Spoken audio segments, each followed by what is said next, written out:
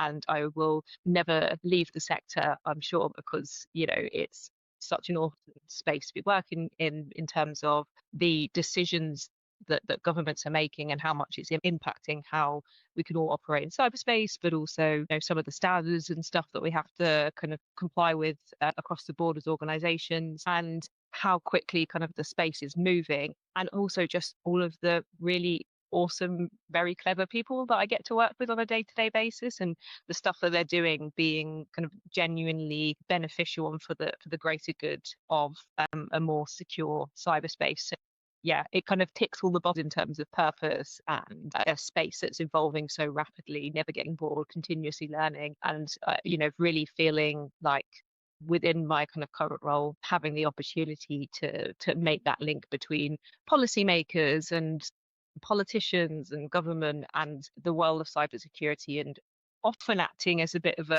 translator, I guess, between those two worlds, because they speak very different languages a lot of the time, but bringing the kind of insights and learnings from the awesome work that my colleagues do into some of the kind of decision making processes that governments and policymakers are looking at when they're looking to kind of legislate or regulate or implement kind of broader government policies, is something that I really, really enjoy every day, and get a lot of purpose and a sense of fulfillment from it. Hmm.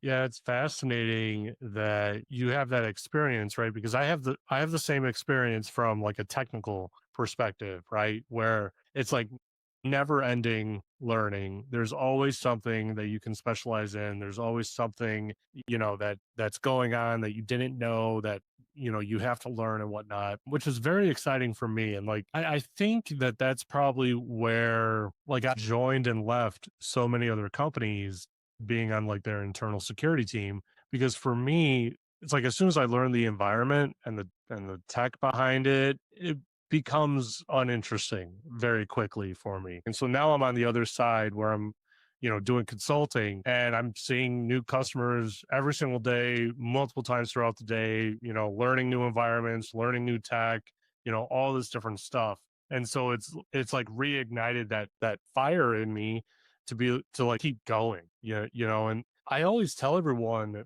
that, is considering getting into cybersecurity really in any capacity, is that you have to be ready to constantly be learning and feeling like you don't know enough. Like there's a certain level of imposter syndrome. Like I've had on people that, allegedly, I have to say allegedly because he'll be so mad at me. He'll text me if I don't, that have allegedly, hacked airplanes midair while they're on the plane.